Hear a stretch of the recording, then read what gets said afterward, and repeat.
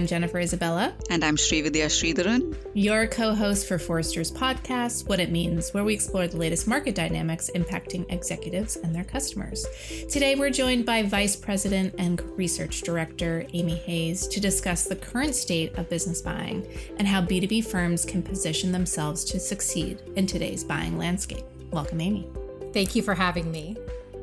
So, before we get into the details of this year's survey, I think it would be helpful to just explain, how do we track B2B buyer behavior and how long have we been doing this for, just so folks get a sense of where we're at today? Yeah, so we have been studying business buying behavior for the better part of 10 years and publishing various reports on the matter.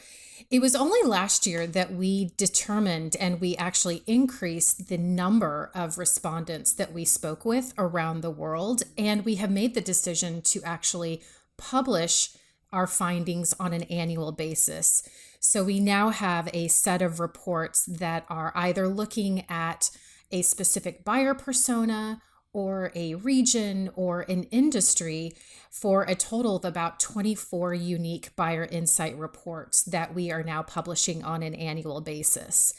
And this year, I'm so happy to report that we have over 18,000 respondents from around the world. And they are represented across North America, Europe, and Asia Pacific. And they really represent organizations across a wide variety of revenue bands. I would say that, from 50 million all the way to 2 billion or more, because we really wanted to get a good understanding of how business buying behavior looks, depending on the size of the organization, depending on where they are in the world. And we also wanted to understand the differences between C-level buyers and professional level buyers. So we have a really good amount. I think it's about 36% of our respondents were C-suite officers or the equivalent in our respondent pool. So we have a great cross-section of business buyers around the world that we're looking at. This is amazing data. I mean, clearly the reach and the depth of this data is huge. This year, especially, or I would say probably the last couple of years, it's been a challenge for B2B companies. Things are tough. Buyers are complex, getting even more complex. And, one of the key findings in our state of business buying research was that financial constraints are really stretching and prolonging the buying process. So can we talk a little bit about, what are we seeing there? How is that becoming such an important factor in the buying process? Yeah, absolutely. This was probably one of the most significant insights that we gleaned from this year's data. And when you think about all of the different macroeconomic factors that are at play, whether it is inflation, whether it is talent shortages, whether it is other types of factors that are putting these new or additional forces on buyers that affects the way that they buy. And so, for example, when we asked what, if anything, stalled your purchase decision, 89% of buyers indicated that they were stalled for one reason or another. And that is higher than it has been in previous years. I believe last year it was about 83%. So this is definitely something that these macroeconomic forces are definitely having a role and having an impact on how quickly buyers are able to make their purchase decisions. And is there any indication of, when they're going into a buying decision, what are some of the early things that they're looking at, part of that process? What the data shows is that the top two reasons for the stall in purchase decisions by business buyers is one, their budgets, and two, the price. So it's this gap between what buyers are able to pay and the price of the offering that vendors have to charge. It's this gap that's creating a significant delay in terms of how those purchase decisions are being made. There are other factors, of course, that come into play when it comes to purchase stalls. Certainly, the effects of the pandemic are continuing to play a role. The shift, the sort of macroeconomic or macro market shifts in specific markets are also having an impact. So there's just a lot of different reasons, but the top two certainly is this gap between budgets and the price of the offering. That's what's causing the majority of the stalls that we see today. One of the really interesting things that you surfaced in last year's survey data was this sort of emerging, or I'm not sure if you would define it as emerging, but just the differences in generation, buyers of different generations, I guess is a better way to say it. And so what those dynamics are, how does that show up in a buying process, the length of those buying process, these reasons to, why they're stalled in their buying processes. So just wondering, Amy, how did that show up this year? Any differences, any more, acute nuances that you saw in the data, particularly how prevalent millennial and Gen Z buyers have become? Yes, this is such an interesting aspect of the data that we analyzed. And last year, over 60% of buyers came from those younger generations. So from those millennials and Generation Z. And so we've reached this inflection point where that number is now just only going to increase. They are gaining more influence, more authority in the buying decision process, and they're just participating in more buying decisions than ever before. So that number increased from 64% last year to 71% this year. That's 71, almost 3/4 of business buyers are from these younger generations, and they have very distinct preferences and behaviors when you compare those to their older cohort, the Gen X and the baby boomers. And so when you look at, for instance, the stall reasons that we talked about just a minute ago, there are significant differences in what stalls younger buyers and what stalls older buyers. And so where the biggest gaps are is younger buyers are much more likely to be stalled due to major shifts in the marketplace, the effect of external influencers into the buying decision process, and the effects of COVID-19. So that kind of plays into that first one of sort of the market forces that are at play. But what was the most surprising, I think, to us is their inability to build consensus within their own buying group to make a decision. And to us, this was an important insight in that younger buyers don't have the same level of experience that older buyers do in terms of removing barriers that might exist inside the organization to help them make those purchase decisions, whether it's a financial negotiation, whether it's different needs that different departments might have that they're expecting from that particular purchase. So that consensus building is not just about which vendor that they want to choose, but it's about the overall purchase itself. Should we even move forward with buying this particular solution? Do we even think that we have a problem to solve? Like, these are some of the fundamental challenges that younger buyers are facing in trying to influence and have a greater purchase authority in the buying groups that they participate in. Clearly, there are more younger buyers out there, but they are struggling to build that internal consensus. What should they be doing, or what are the sources they should be relying on to help them build consensus?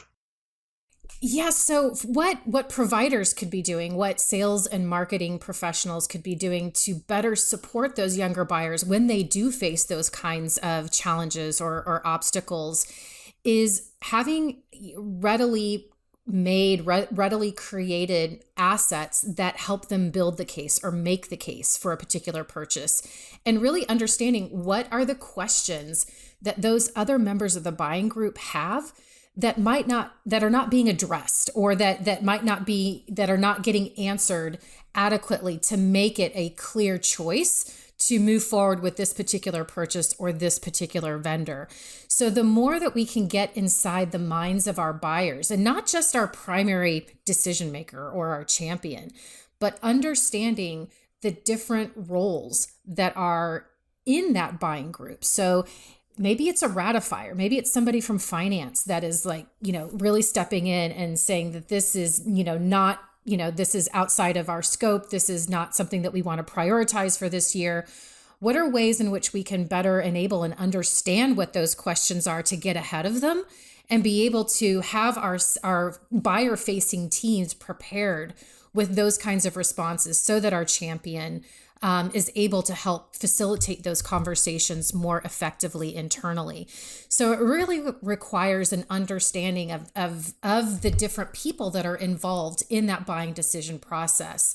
And they could be users of the product or of the offering that have an outsized influence on the purchase decision. It might be an influencer in another part of the organization that has stake that this purchase or this technology implementation might have a significant impact on their operations. So they're going to maybe put up a roadblock. So it's really getting into the minds and understanding the questions of each of the individual buyers that are part of that buying group, because we know that business purchases are very seldom made by individuals alone. They are made by groups of people. So maybe we can talk a little bit more about how much influence does the vendor have in the buying process, right? We're sort of spitballing here like, hey, make sure you understand the buying group and the roles within the buying group. But there's, purchases don't happen in isolation. There are other sort of influences or sources of information that buyers can rely on. So we've talked about that, the importance of third-party information sources previously. So what's going on in that arena, and what's changed? Yeah, so when we looked at the information sources, so where buyers go to get information to support them through their buying decision process, there is a new leading source of information that is the first time that's kind of reached the top of the list. And those are the product experts from the providers themselves. This was a surprising insight for us that was such an important, valuable, meaningful interaction type that buyers expressed this year. And our hypothesis is that these product experts are able to help buyers effectively cut through the noise to find the information that is most specific to their unique circumstances or their unique problem. They're able to effectively connect how this offering addresses the specific needs that the buyer has. What are the outcomes that the buyer is trying to achieve, whether that is for their department, whether that's for their organization. It's really those product experts are able to make that translation more effectively than some of the other information sources that we looked at. The second thing that we noted is buyers still prefer a near equal blend of personal interactions, so conversations with other humans, and self-guided or self-directed interactions where they are doing their own research. There is a commonly held belief that buyers are doing more self-guided or self-directed research than they are talking with other people through the buying process. And our data is just not showing that. Now, with that said, this information is never sort of a blanket statement. This is information that needs to be paired with data that you have or data that you know about your own buyers, and to see how much of these trends that we're seeing at a global level apply to your own set of buyers. Maybe it's not. Maybe you are seeing different combinations of information sources than we see when we're looking globally. But it's important to know. You have to be looking at this kind of data within your organization to know how much you should be programming the campaigns that you're putting out into the world, how much of those should be self-guided, how much of those interaction points should be delivered through other people. And I think this is key because, to your point earlier, there is, a lot of assumption in the growth of the self-guided interaction. And I think, this is a moment where we want to bust some of those assumptions as well. And the product expert piece is super interesting that we actually have a prediction on that as well, right? Where we are talking about how, 2 out of 5 millennial buyers will want access to these product experts sooner in the buying process. So, clearly these two are some of the unique aspects of, what we're seeing, sounds like in the new research. Absolutely. And kind of going along the lines of getting to the core of how a particular offering is going to solve a buyer problem, the second most prevalent or most meaningful interaction point were free trials. So not only are they looking for product experts to provide meaning about how this offering solves a problem, but they want to actually see it in action. They want to experience it for themselves through something like a free trial. And so those are two really insightful information sources that show that they are looking for really practical types of information in this year's survey results. Now, rounding out the rest of sort of their top preferences, sales reps are absolutely important. So it's not that product experts and free trials have replaced sales representatives. They are absolutely meaningful and will remain an important part of the buying decision process for buyers.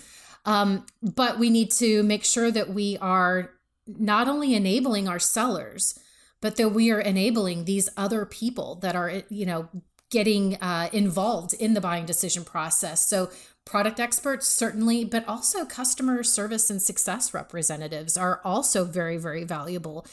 And if you think about an existing customer, their doorway, their window into your organization are those customer service and success representatives. And when they are in a position to make another buying decision, maybe it's to renew their current offering, or maybe it's to, upsell to a new offering on top of it. Those customer service and success reps are absolutely essential to create that experience for buyers when customers become buyers again. And so they're so critical. And oftentimes that we see B2B organizations just oftentimes ignore the customer service organization when it comes to enablement. And they absolutely need to be an important part of the enablement strategy for B2B organizations. So, Amy, we talked previously about how younger buyers are struggling to, build that consensus within the organization. That's kind of one of the stall reasons. We know all buying scenarios are not, created equal. Can you talk a little bit about what is that range of buying scenarios that we're seeing right now, and how does it influence buying behavior, specifically as it pertains to content? Yeah, so we see buying complexity along a spectrum, and as you know, that business purchase decisions are usually not made by an individual alone. They're made by teams of people, but not all teams act the same. There's a spectrum of complexity when you look at the number of people that are involved, the number of departments that are involved, the price point, and the time frame in which those decisions are made. So we've created a pretty simple way to think about the complexity of these purchase decisions. So the least complex are independent purchases. And these are often made by one or two people across a department or two. And it's an agreement among these individuals that this is the right decision for us as an organization.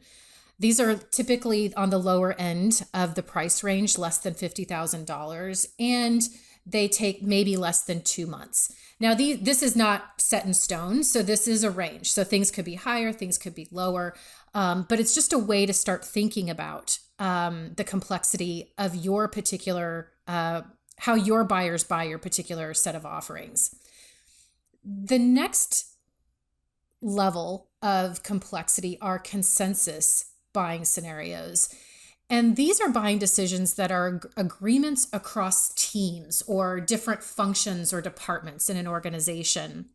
And so there's probably about 3 to 5 people involved across as many departments.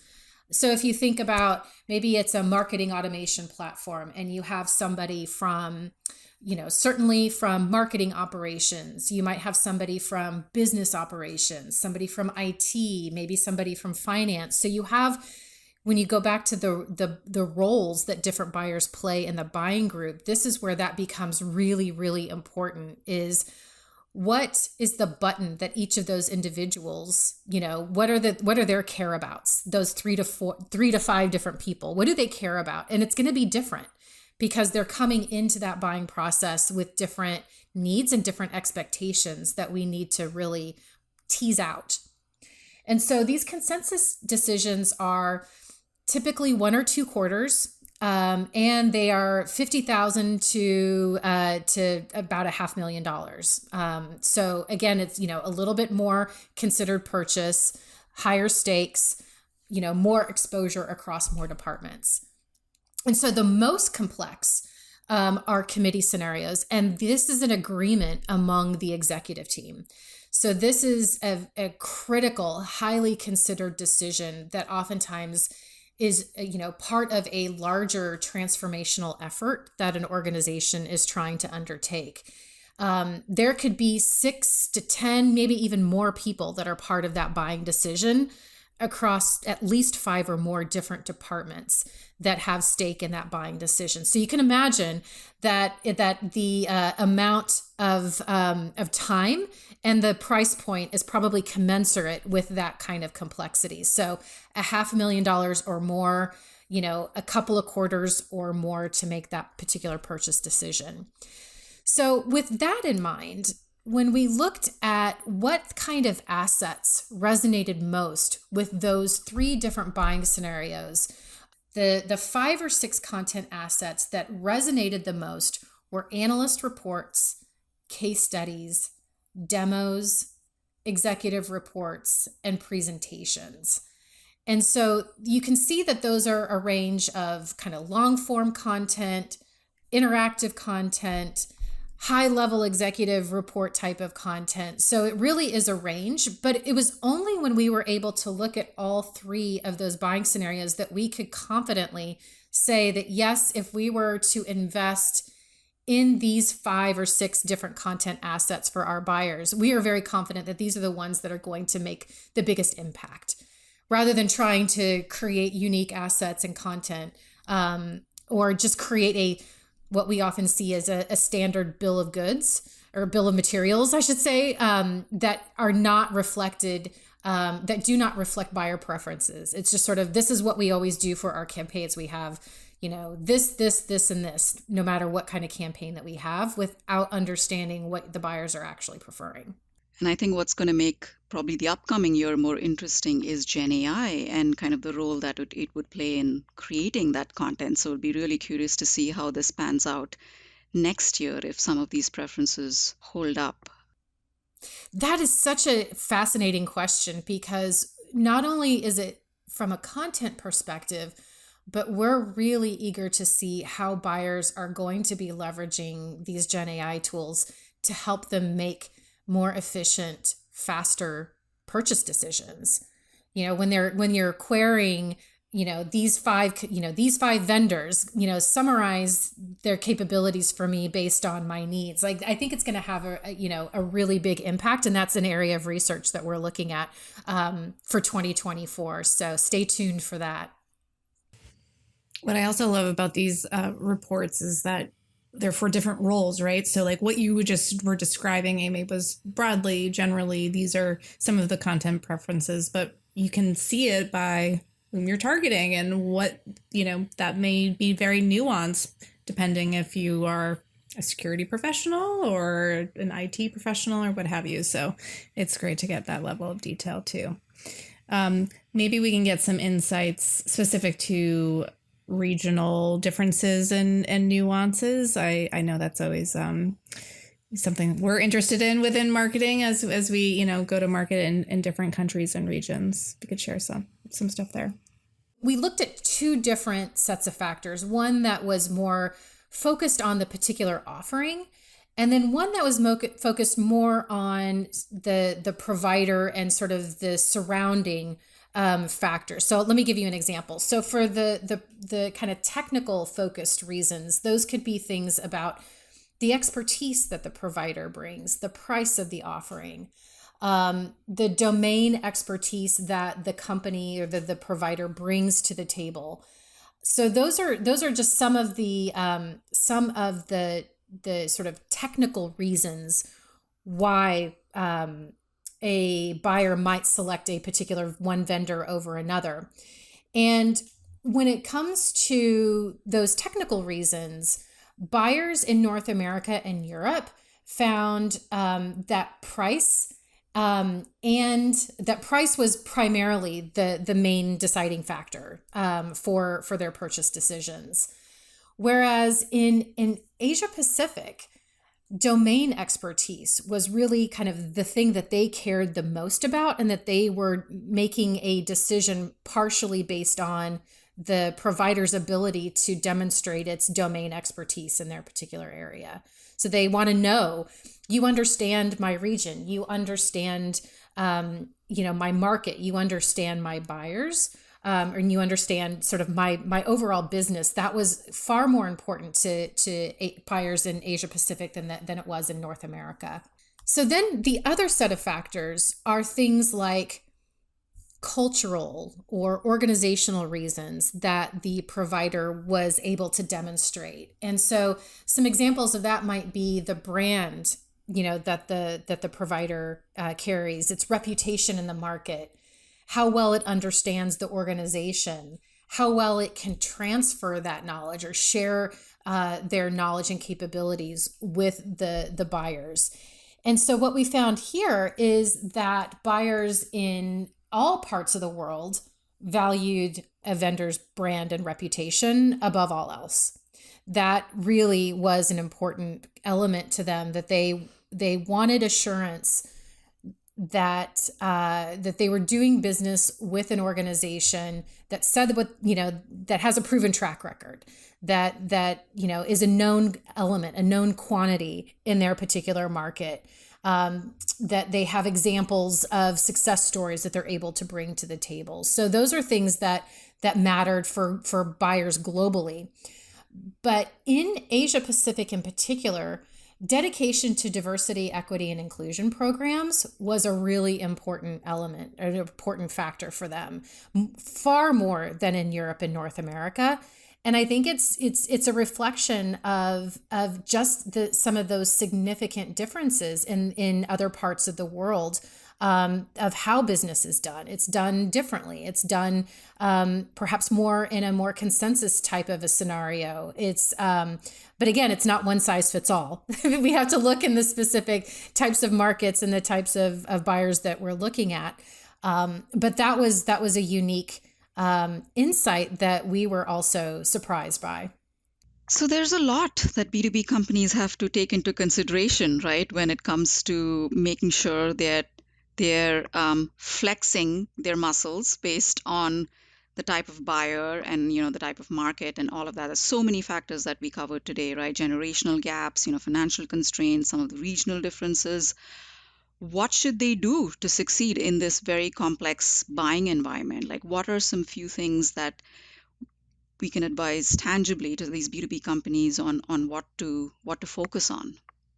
So there are a few things. We talked about some of them, but I'll repeat them again. But one is, don't just enable your sellers.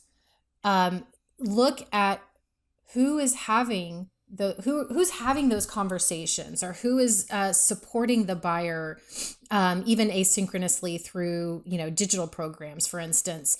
How are you enabling those people to have the best understanding of those buyers and how they buy, what their preferences and behaviors are? So it is what we call revenue enabling that entire revenue engine to be able to support the buyer, not just focusing on sellers. That's sort of one takeaway.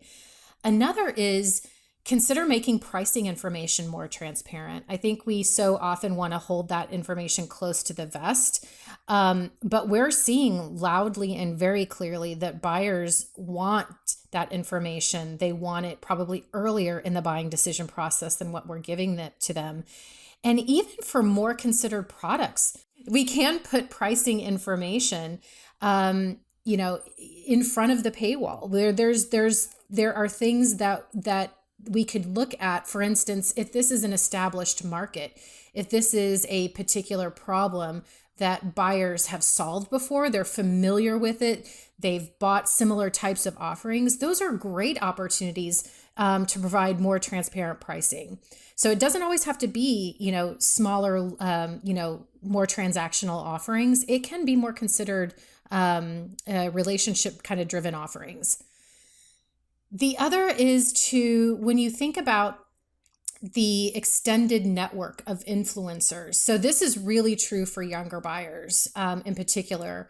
Younger buyers value these external influencers, whether they are analysts, consultants, etc., equally as much as previous experience from the vendor themselves. And so this enabling and educating that extended network is really, really critical. So that's where really thinking about the reputation programs that are part of your overall campaigns, whether you're talking with an industry analyst, with reporters, other influencers in the market, it's absolutely essential that they know what your value proposition is, know what your capabilities are, so that they're able to convey accurate information to buyers when they are consulted or engaged. So that's kind of the other area. And then the final, I mentioned this also before, is this information that we're sharing, not just in our global report, but for the individual reports that we're publishing or that we have published, is to pair this with your own data, to compare this with what you know about your buyers, pulling it from your systems, from your Salesforce automation systems, your marketing automation systems, your content management systems, making friends with your ops counterparts to be able to get this insight in a way that is actionable and useful so that you can compare and contrast, but also pair it with conversations that you should be having with your buyers every single day. So it's not just what we see from a quantitative perspective, but you need to also have that qualitative insight into your buyers by having conversations with them on a regular basis to make sure that you are staying abreast of their needs, their preferences, and their behaviors. And if you are a Forrester Decisions client, you can actually request a custom cut of the data based on the audiences that you're interested in. So we can look at specific offering categories. We could look at specific personas. Maybe it's an organization size, an enterprise size that you're more interested in. Maybe even it's a geography. So there are many ways in which we could look at the data to get as close of an approximation to your target audience, to get really close to those insights. So that's an incredible, I think, opportunity. And I just have one caveat that it's dependent on the sample. We have to have a sample of a minimum of 30. So that's the caveat that we have there, the requirement. But it's a great opportunity to leverage this data in a more specific way for your business. So much information, Amy, so much useful information. Super excited that this is out and on a rolling basis. So thank you so much for joining us today. Thank you so much for having me. It was great. If you like what you heard today, subscribe to Forrester's What It Means podcast on Apple Podcasts, Google Podcasts, or your favorite podcast player. To continue the conversation, follow Forrester on Twitter, Instagram, and LinkedIn, or drop us a note at podcast@forrester.com. Thanks for listening.